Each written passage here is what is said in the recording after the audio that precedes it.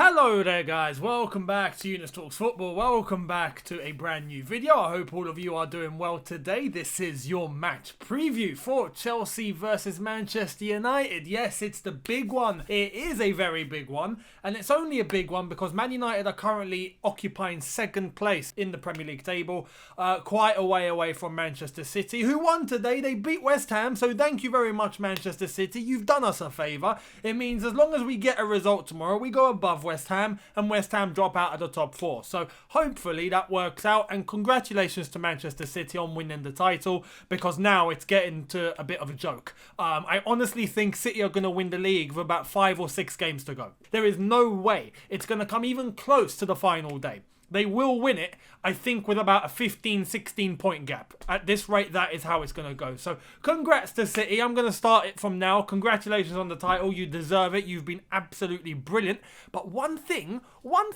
because Manchester City conceded today against West Ham, it means they have already conceded one more than what Chelsea conceded in the whole of the 2004-05 season in Jose Mourinho's first season as Chelsea manager, where Chelsea only conceded 15 goals in that Premier League season. That record is never getting touched again. I am fully convinced. If a Man City of this season can't do it, no one can. No one is coming close. So it just goes to show how incredible our team was back then. But anyway, let's get into today's nitty-gritty about Chelsea versus United. Before I do though, I want to ask you guys, if you are new, hit that subscribe button, hit that notification bell to be notified once I've uploaded. Let's get into today's nitty-gritty. So Chelsea versus Man United. Big game, as I've said. If Chelsea win this, we go within 3 points, touching distance of Manchester United in second place, and the same for Leicester, who are currently in third. I'm hoping that Arsenal get a result against Leicester tomorrow. Don't hold your breath. Don't put all your eggs in the same basket at the moment, because you can't really trust and rely on Arsenal, because their performances are like a yo-yo, up and down, 50-50. You don't know what you're going to get. So hopefully Arsenal can get a result, and if they don't, I won't be surprised. So let's just say that. But fingers crossed. Anyway, Leicester are currently above us as well, but it means if we do beat Man United, that 3-point gap, it only comes to 3 points, which means second place will be in touching distance. So fingers crossed. This is why tomorrow is a very, very important game. I feel like it's a must win. We have to win. We're at home. There are a couple of things that I do want to mention that we have to be concerned about to an extent. It's not concerned. I'm not sure if that's the right word, but it needs to be in our thought process. Manchester United are the only team this season to still be unbeaten away from home. That is something.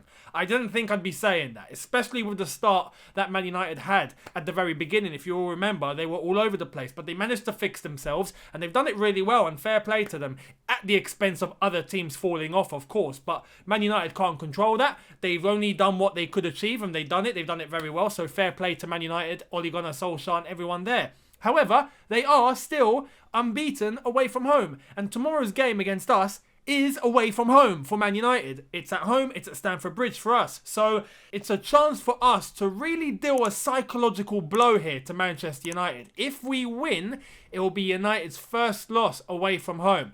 And it will mean that we get even closer to Man United. So with us breathing just behind their shoulder, I do think that mentally it's gonna send them off in a little bit of a diversion. Fingers crossed that hopefully that plays on their minds a little bit more and it goes in our favour and we go above them, and hopefully we can finish second in the Premier League this season. Fingers crossed. But if we're going to get into some team news and what it means for Chelsea, what it means for Man United, for Chelsea at the moment, no injury concerns except for Thiago Silva, who is still out. Tuchel said in the press conference yesterday that he is expecting Thiago Silva to come back into full training properly and be available within the next week. So we'll see what happens. As predicted, I think he will be available for the second leg against Atletico at Stamford Bridge in the next week or so. We'll see how far Thiago Silva has come. That is the only injury that Chelsea have at the moment. Everyone else is fit, everyone else is available, everyone else is ready. If we flip it to Manchester United, they have injuries.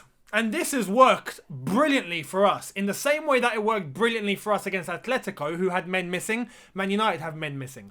Paul Pogba will be out. He will not be playing tomorrow. Juan Mata will be out. He will not be playing tomorrow. And that's a bit of a shame because it's always nice to see Juan Mata. Obviously ex-Chelsea and never set a foot wrong. Was always a very, very mature, calculated, down-to-earth guy. Very, very focused on his football. And done some great things to us. You know, if it wasn't Juan Mata's corner in the Champions League final that went straight to Didier Drogba's head, we would have lost the final. So, you know, all hell Juan Mata.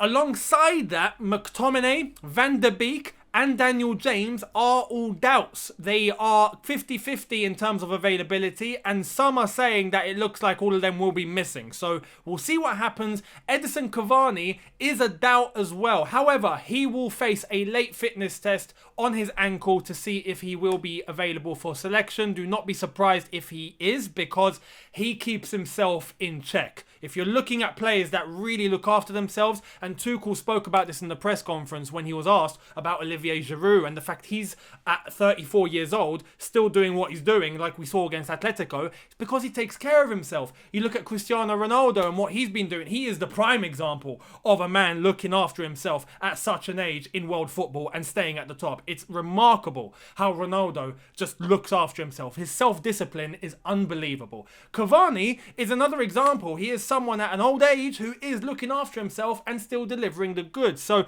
do not be surprised if Cavani does have that fitness test and he's declared fit to play tomorrow. We'll see. I wouldn't be surprised, but fingers crossed he's not, because I don't want Cavani playing. Let's have it right. If there's one threat we need to look at in that Man United team, it's a guy that can put it in the net. It's Edinson Cavani. Alongside Marcus Rashford, Bruno Fernandes, who's been killing it for United, but Cavani, you don't want him up front. However, in terms of setting up and how we should really approach this game, I think it's clear as day that Chelsea will be lining up with a back three, as we always have done under Thomas Tuchel. However, I think Man United and Ole Gunnar Solskjaer are going to counter that with a back three as well. Now, they've been playing in a back four for quite a large amount of games. We've seen it lately. They haven't really relied on a back three. It's been a while. But every time they've played against us, they've always tried to match our formation. So I won't be surprised if they go with a back three tomorrow just to try and cancel us out and try and attack us that way. However, with men missing, it's going to be interesting to see how they field, especially in midfield. When you're looking at possibly having Matic and Fred as your only available centre mids, we can take advantage of that. Now, how would Chelsea set up? How should Thomas Tuchel put out the starting 11 tomorrow? I've come up with a theory. I look at the Atletico game, and I look at the characteristics of Atletico Madrid and what they possess, and then I look at Man United, and I see the way that they play. And yes, the styles might be different. However, I think they both possess very similar threats in terms of being very lethal up front and having that speed, which we had to deal with against Atletico when you're trying to mark out Lemar, Felix and Luis Suarez out of the game. Against United, we're going to have to look out for Marcus Rashford, possibly Martial, Cavani if he's on the pitch, even though he's not that fast, but he's lethal. Bruno Fernandes in behind, who's quick on the ball and makes some very fast decisions. We gotta be careful about those. Defensively, Atletico are monsters, and we know this, except we handled it quite well. And against Man United, we know at the back, they can be suspect. Man United can be suspect at the back. We see some of the mistakes that they've made, especially with a Harry Maguire, whether it's a Lindelof, whether it's David De Gea himself sticking the ball in the net. We know that they are there for the taking at the back, and I do predict us to be the team that's going to be having the ball, having to attack. Man United will be trying to rely on the counter-attacks in the same way that Atletico were relying on counter-attacks, and we managed to contain that very, very well, which is why I've come to one consensus into how I would shape up the starting 11 tomorrow. And here it is. I'm going to lay it all out in front of you right now. Pick the same team that beat Atletico. Done. And I'm only saying that because in terms of the characteristics of the game and what the job on the day tomorrow is going to be, I think there are a load of similarities that we had against Atletico. Having to contain their counter-attack, having to have a lot of possession on the ball, having a lot of chances. And if you're worried about the forward options and possibly having a Pulisic on the pitch or a Havertz or a Ziyech or possibly a Tammy or whatever you think in your head, I want to stick with the same lineup because our main problem recently has been taking shots.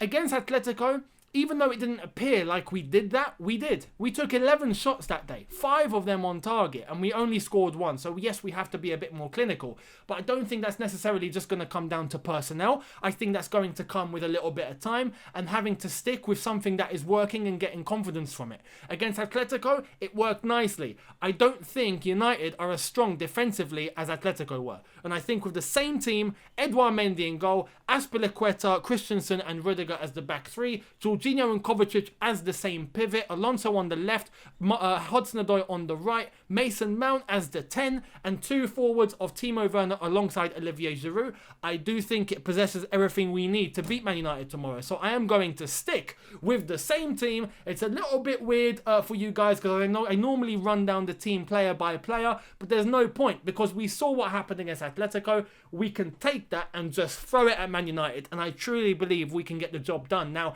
in terms of a score prediction, I would normally come on here and say, you know what, Man United, it's tough. It's going to be a hard game. I'll go with a 1-1. But I do think that we have the team to be able to contain them defensively. I don't see them having much of a threat if their midfield is lacking. And as long as we can contain Marcus Rashford, Martial, any speed that they have in the team, as long as we can contain that, and I think we can with a back three and dropping wing backs, I think that they won't pose much of a threat. And with us having most of the possession, us being able to break in between their lines and having the most dominant midfield, if they are to start with a Fred and a Matic in midfield compared to our Jorginho and Kovacic with a Mason Mount just in front with loads of energy, again, as long as even defensively we contain Bruno Fernandes, that's 50% of United gone as far as I'm concerned. So I am confident in coming on here and saying I still think we'll have an issue in terms of taking shots and being clinical, possibly not being as clinical as we should be, although I hope to see a bit of an improvement. I am going with a Chelsea 1, Man United 0. All I want is we get 3 points. That is all I'm concerned about, because if we get 3 points, we leapfrog ourselves into contention for second place in the Premier League, and hopefully it happens. Anyway, let me know your thoughts in the comment section below in terms of the starting lineup. Are you worried against Man United? What do you think is going to be the threat that they possess? Is there anything to watch out for? What do you think about Chelsea going into this game? Let me know. I would love to hear it. Also, let me know your score predictions, as I do want to know if you're really confident or if you're a little bit worried. Let me know. Hit the subscribe button if you are new. Hit that notification bell to be notified once I've uploaded. Be sure to be here for the watch along during the game tomorrow. The game starts at 4:30 p.m. UK time, so make sure you calibrate yourselves to wherever you are in the world. I will be doing a watch along, so make sure you're here for that one, and then immediately afterwards I will give you my match review as always, as I always do. So I'll see you tomorrow. It's gonna be a big one. Come on, you Blues, let's get a result and let's put an L on Man United's away record this season. Yeah, let's do that, and hopefully get into contention for jumping into second place in the Premier League. Come on, Chelsea. I'll see you with you tomorrow. Thank you so much for watching. Have a good one. Look after yourselves. Take care and peace.